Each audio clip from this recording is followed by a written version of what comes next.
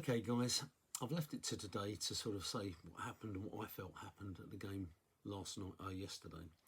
Well, I can tell you now at the stadium, it's when I got there and heard Saliba wasn't playing, everybody went, oh no. But do you know what?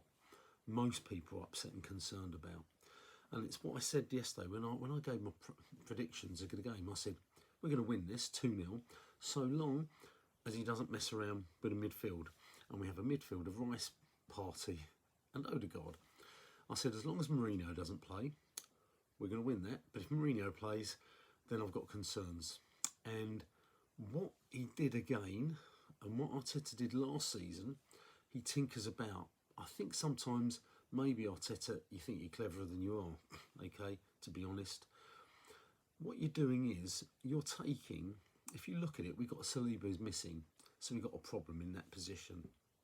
You're then taking a midfield player out and putting him at right fullback. So straight away, our right fullback position is actually a problem because Partey's not a right fullback.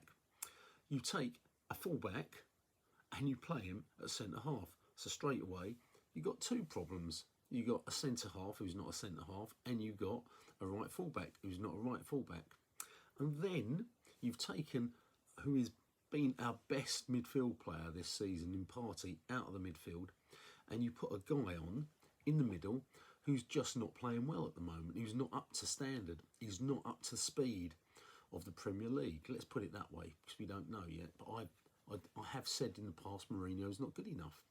Straight away, you've got three major problems: right fullback, centre half and midfield. And everyone's blaming Partey for the 2 goals. Actually, regretfully, one of them is his fault. But hold on, Tillman's, great goal from Tillman's, but who was marking him?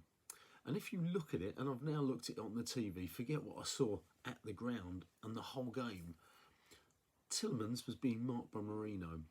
And as the ball went down a wing, Mourinho sees Tillman, he's with him, and then the next thing you see Mourinho looking away, Tillman's runs away from him, and then he looks and then chases after him. He's too slow mentally, he's too slow for our game. And that's what I've been saying for weeks. Arteta is showing 2 mistakes that you showed last season, and I think you've shown in the past. One, you won't listen to other people, and you're quite stubborn.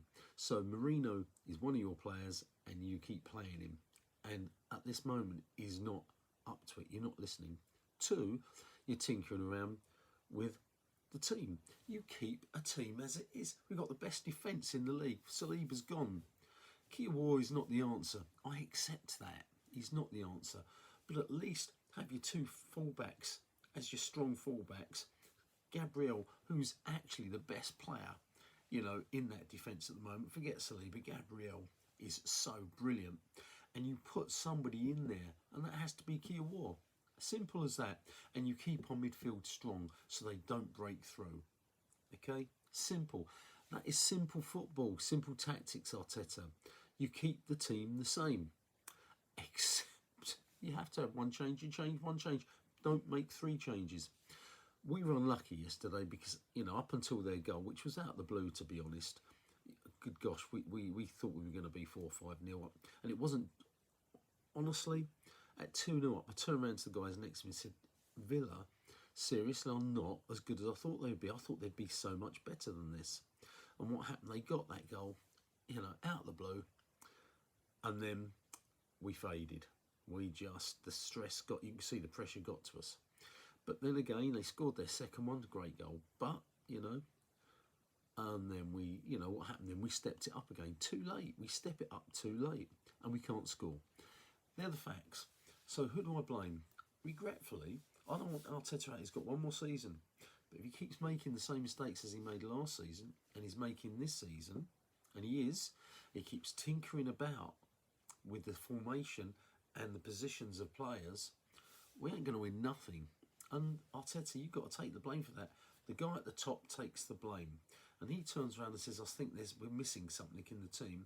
We're missing 2 things. Okay, 1, a centre forward, which we've known for 3 years. So actually, that's your fault we haven't got one. And 2, you tinkering about with the players' formations. Simple. We're down to the bare basics. now. I accept that. But don't take players out their positions if you can help it. So it is, regretfully, and I don't want to say it Arteta's fault. I don't want him gone yet, but it's his fault. Football Chat Uncensored, Reno talking. I'm going to get a lot of crap from Arsenal supporters here, but a lot of them will support me on this. I'll tell you, at the stadium, there is a little term there of quite a few fans, and those who say there's not, I'm telling you there are.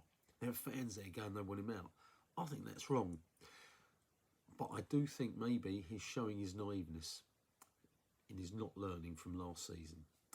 That's my opinion. Football Chat Uncensored, Reno talking. Well done, Villa.